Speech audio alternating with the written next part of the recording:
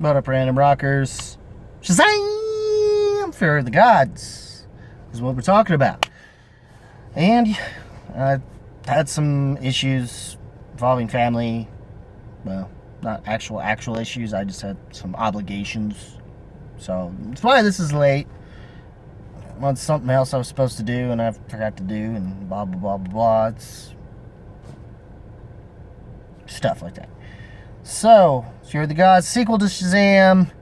Probably the only one we'll get since it probably did not do well at the box office. It was supposedly not tracking well, and it turned out it wasn't. But I have a feeling that had more. And I just feel bad because this movie compared to Black Adam was a little better, even though it doesn't do anything far off. Even despite not being that far off from what was already expected of it, going into.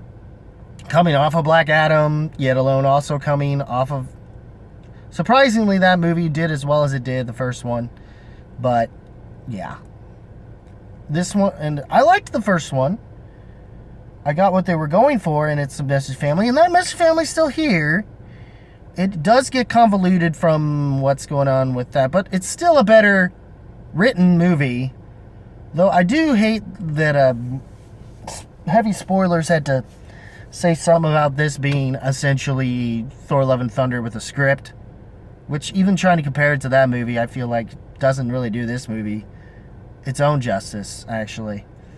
And to some degree, it seems this movie, like, the sad thing is the lack of these movies, which I would have liked to have finally seen an interaction with the Shazam family and Black Adam.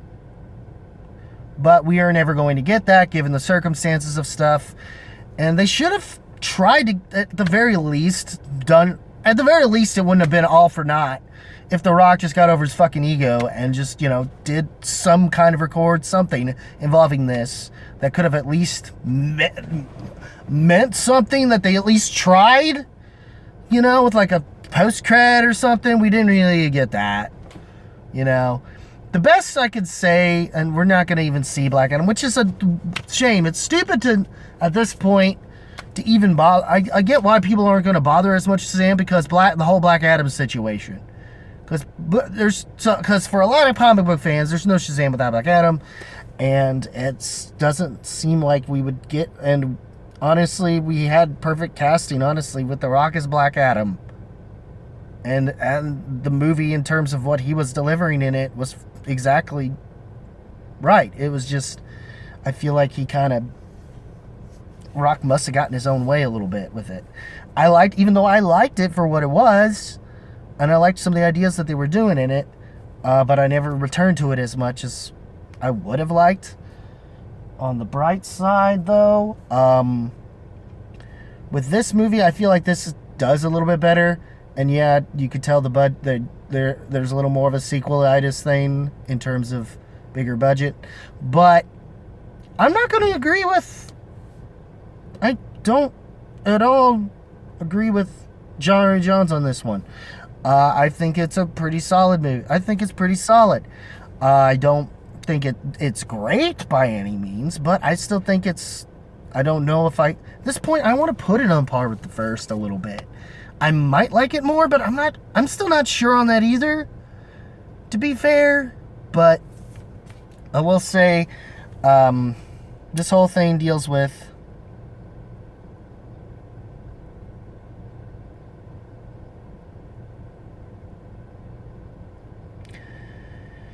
this place, of course, after the events of what had happened from Shazam, where we find out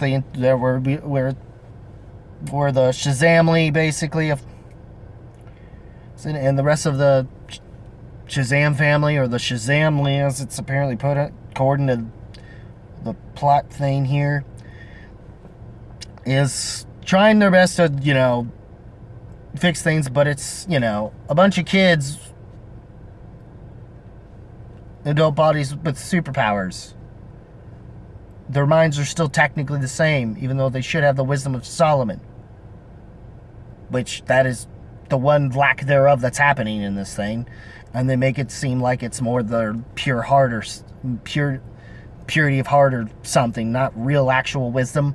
I guess I'm not really truly spoiling anything outside of. I'm just trying to tell you the plot points as best without spoiling it. Where basically these gods that are the daughters of Athena are trying to basically get revenge on humanity, revenge on mainly the Shazam wizard, the wizard, and I guess in this case, Batson, who is the main champion anyway, the main Shazam, or what he's initially should be called, Captain Marvel, which they did reference in this movie. I'll say that off the bat but it's not really that big of a spoiler thing in terms of plot. It's just there. It's just a thing that's referenced. It's there.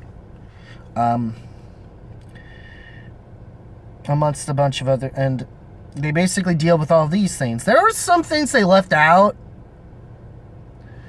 from the trailer that they was smart of them to kind of keep at bay and make it more interesting. That I'm grateful that they didn't do. Most of these characters reprised their roles. Even some of the actors that were involved as the adult forms during the reveal from the last movie. Sadly, I would have liked to have gotten more of Adam Brody.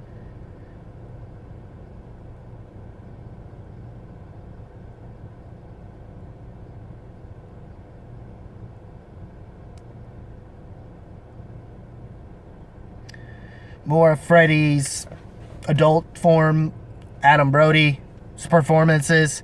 You barely get much of him, and it's kind of sad, and it's really just more. But I get that there are connections to Jack Dylan Grazer's form as Freddy throughout most of the last film, kind of plays a part in why this is the case, and it's a shame you barely get to use Adam Brody, and I just, it kind of upsets me, you barely get to use him at all, and it's kind of screwed up. I guess it's because they didn't have the budget to do it, which is weird. They should have.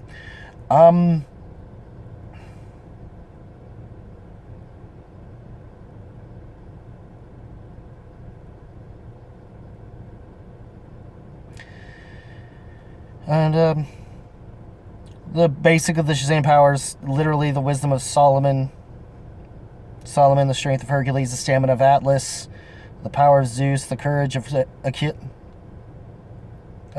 and the speed of Mercury is what makes up the powers. Literally, these Shazam is an acronym for it. That's how they decided to call him that, I guess. To call him that as a replacement for the Captain Marvel thing, even though it was the Marvels, was what they were called. And I don't know what their initial names they would have given the others, but they just go by their human names anyway. Freddy,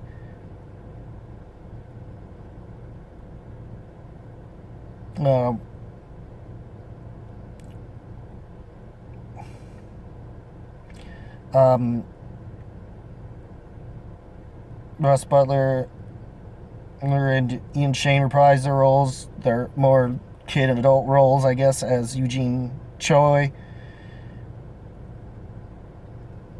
Jay Controna, and Jovan Armand return as Pedro Pena. Megan Good and Faith Herman come as Darla Dudley. The Wizard Shazam, played by Herman Hunsu. He's great in this movie. He's funny as all get-go. He really got to flex some comedic chops, and it was great. Helen Mirren and Lucy Liu do the best they got as their characters. There's one character I want to mention, but that's almost feels like a spoiler because it wasn't in the trailers that I'm aware of. So, at least not the main ones. So,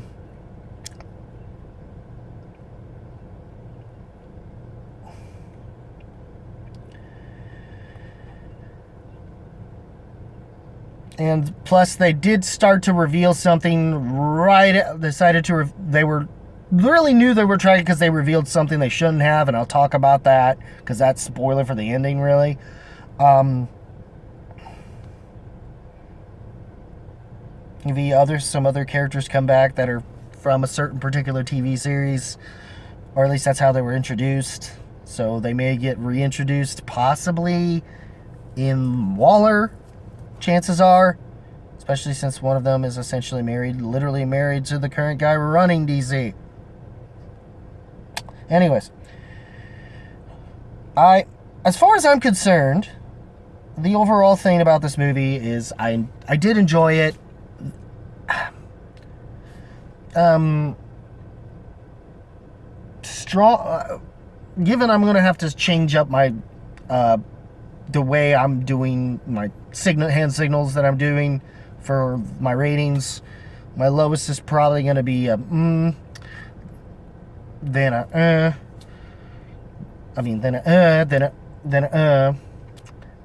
then this, and then of course masterclass certification on top of this, So that's how I'm going to do it. And so as far as this movie's concerned, strong thumbs up with a light one of these. So that's how I'm going to grade this movie. I'd give it a chance at a matinee at least. Definitely worth at least that. And if you do pay full price, decide to pay full price, don't go alone, I guess. It'll be good with a crowd or a family, I guess, up to a point. Even though there's some darker stuff in this movie. So now spoilers officially going to be happening in 10, 9, 8, 7, 6, 5, 4, 3, 2, 1. All right. Yeah, so the way this movie does start off dealing with all that, when it's them fighting off, they start from where they were dealing with the Shazam. It starts off 2 years after defeat Hespera and Calypso, two daughters of the Titans Atlas, break into this museum in Athens, Greece to steal the wizard's broken staff, which they explain later that apparently, which was apparently Billy's doing, and he kind of, from the last movie, and he just forgot to pick it up, and somebody there picked it up and put it in the museum, and now this is how they got a hold of it. So they found a way to work in what certain little things from happening that were oopsies, that I realized was another oopsie from Billy. Even though when he did it at the time, without thinking, it was more just to make it unusable for the main villain, for Thaddeus Savannah's whole thing to use. So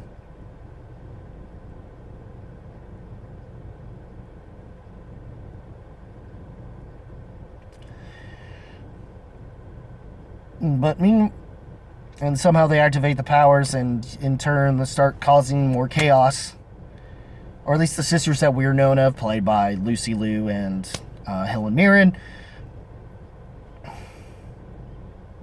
Meanwhile, in fact, Philadelphia's Shazam family tried to save a collapsing Benjamin Brakefield, which fails to stop it from collapsing, but they were able to save everybody on there. Yet everybody still somehow all of a sudden hates them. What? The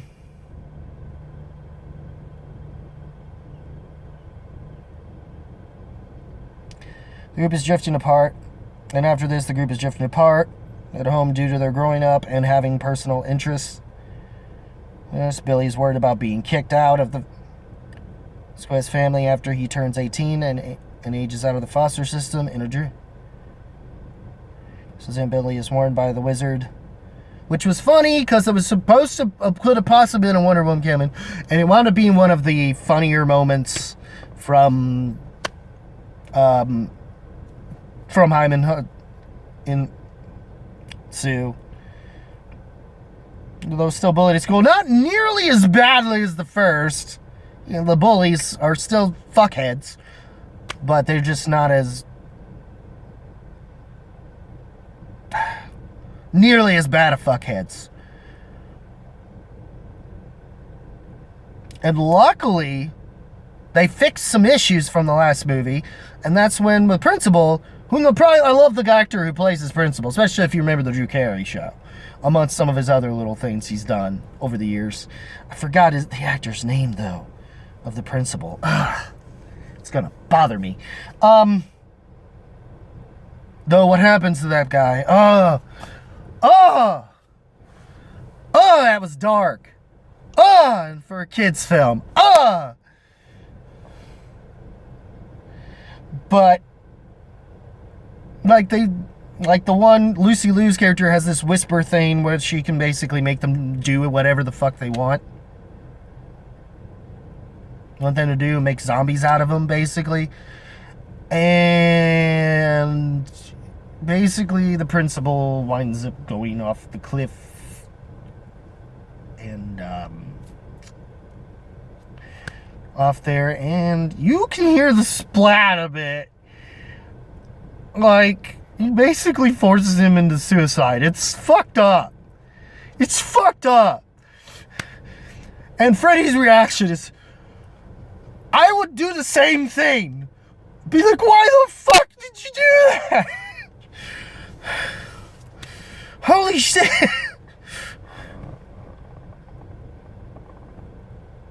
Despite the light color grading, there's some dark shit going on here. I mean, there was in the last movie involving the main villain. This is just holy shit.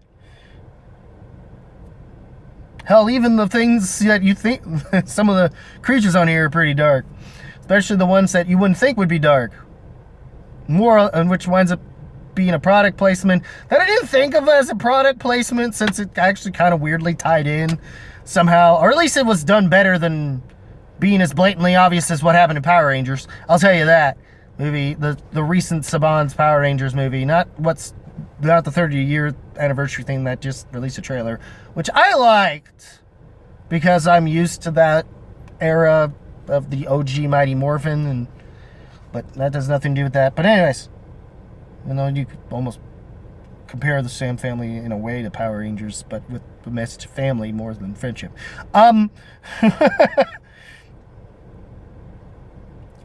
Meanwhile, he falls for a new girl named Anne, to whom he shows off his superhero self. Arrive with the staff, and Freddy stealing Freddy's powers around this point. Which, this was a big point, because they didn't reveal in the trailers that Anne happens to be the youngest of the sisters of Atlas, Anthea.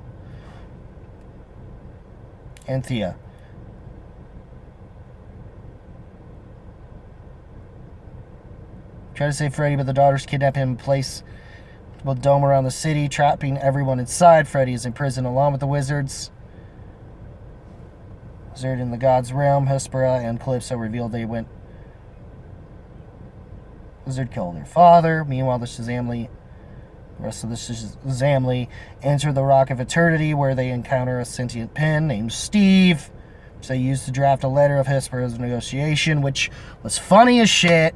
Hearing an Academy Award-winning actress, hearing one of the God sisters, one of the Esther's played by Helen Mirren, an Academy Award-winning actress, mind you, having to read this, what sounds like it was written by a conversation between children, written on paper form, as eloquent as possible. At first I was kind of slapping my face, but part of me also understood this was kind of good writing.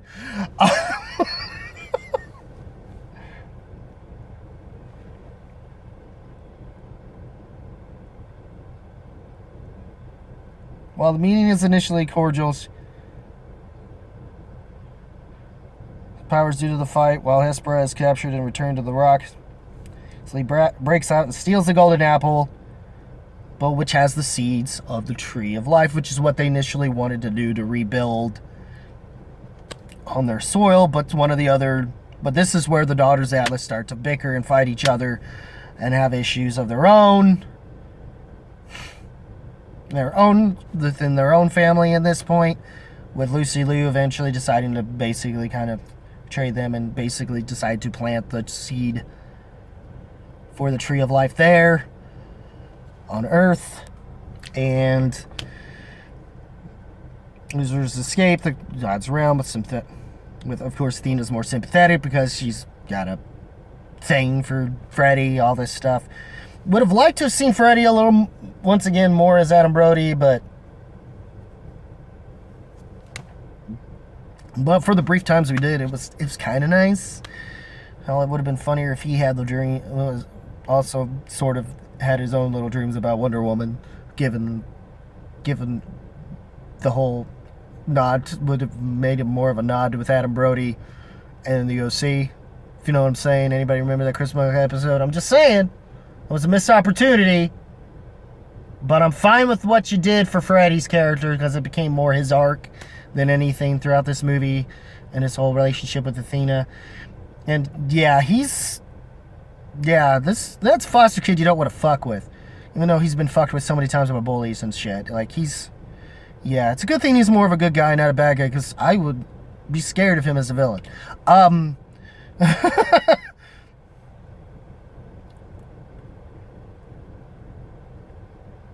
They finally save the wizard, all this stuff, thinking they tried to kidnap Hespera.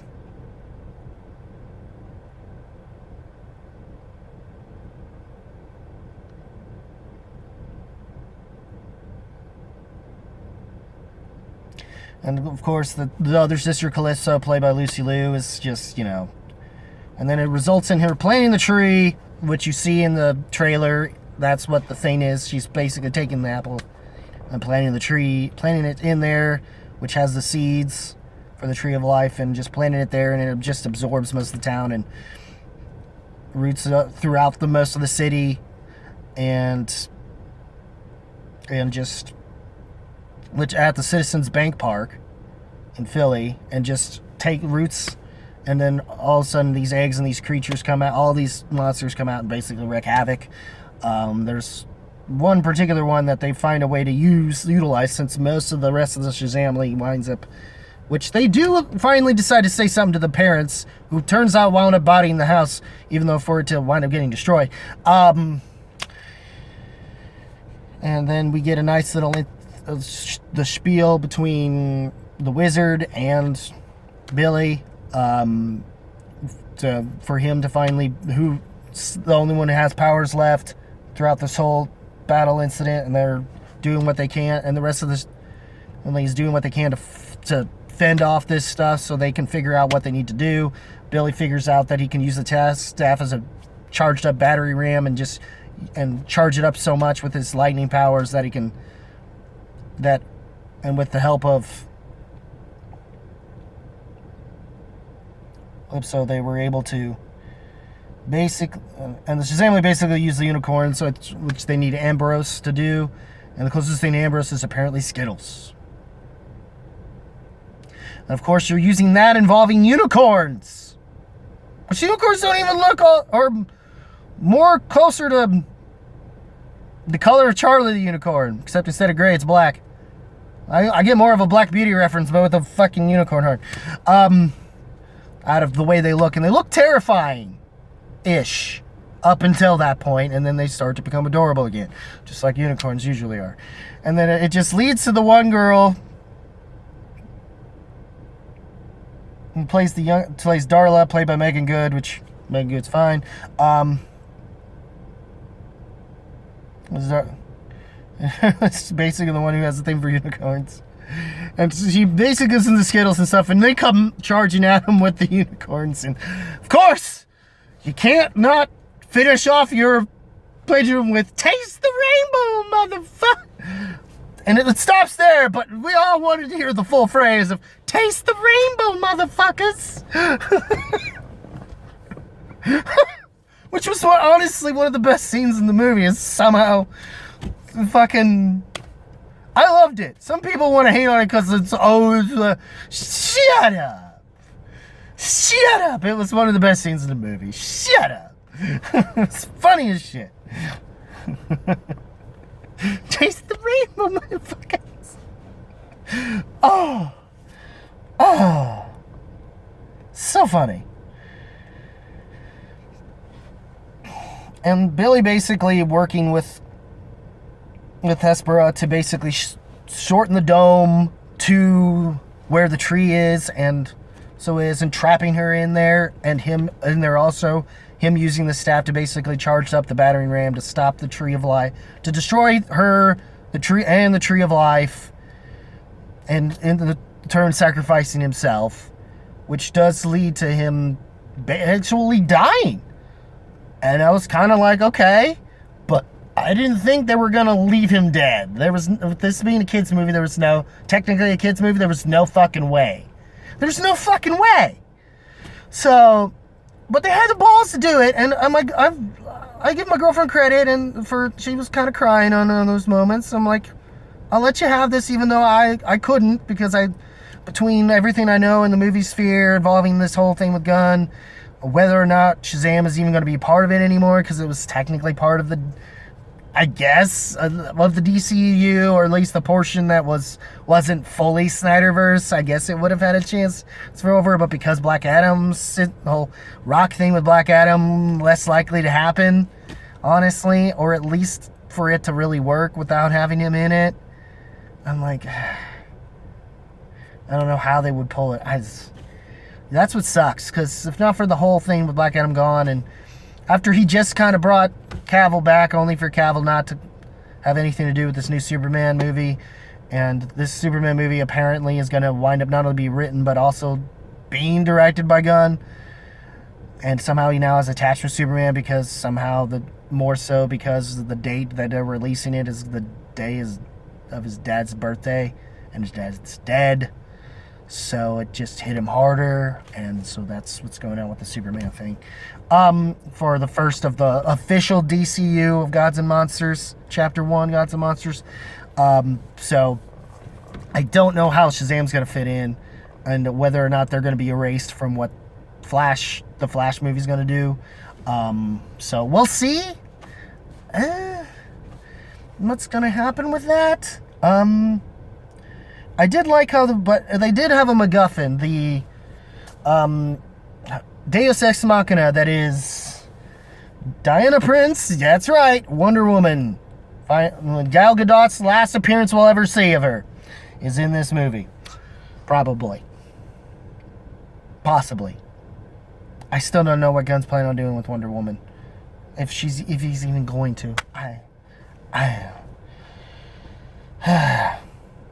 And they went back to the God's Realm and buried him right by the Tree of Life, and I guess in turn fixes the repowered statue, because she is technically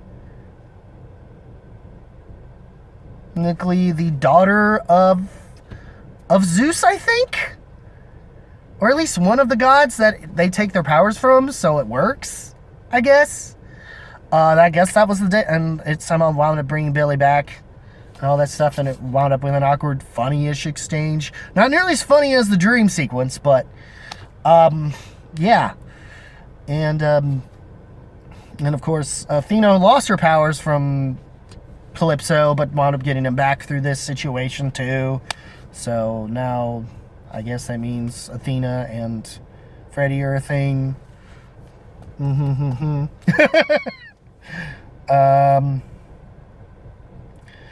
And then we get and so happy ending, I guess, as happy as it's gonna get for them, you know.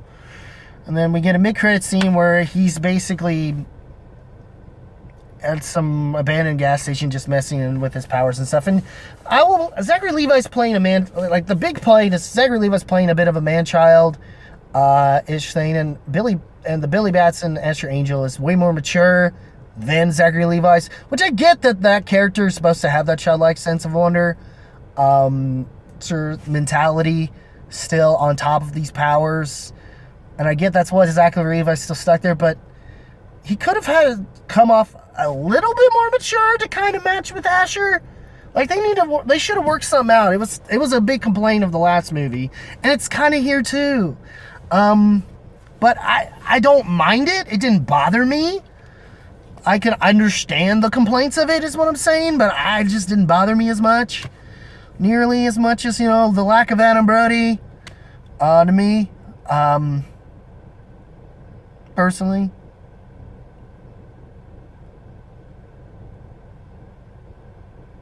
Of the adult form Freddy with Adam Brody with powers and stuff. But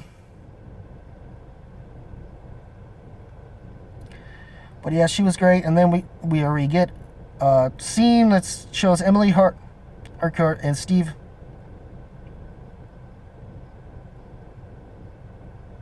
Court and John Economos from Peacemaker basically coming to basically try to recruit Shazam to join the Justice Society of America, or at least attempt to, and he's just not interested in, he's more interested in being a part of the Justice League than the JSA.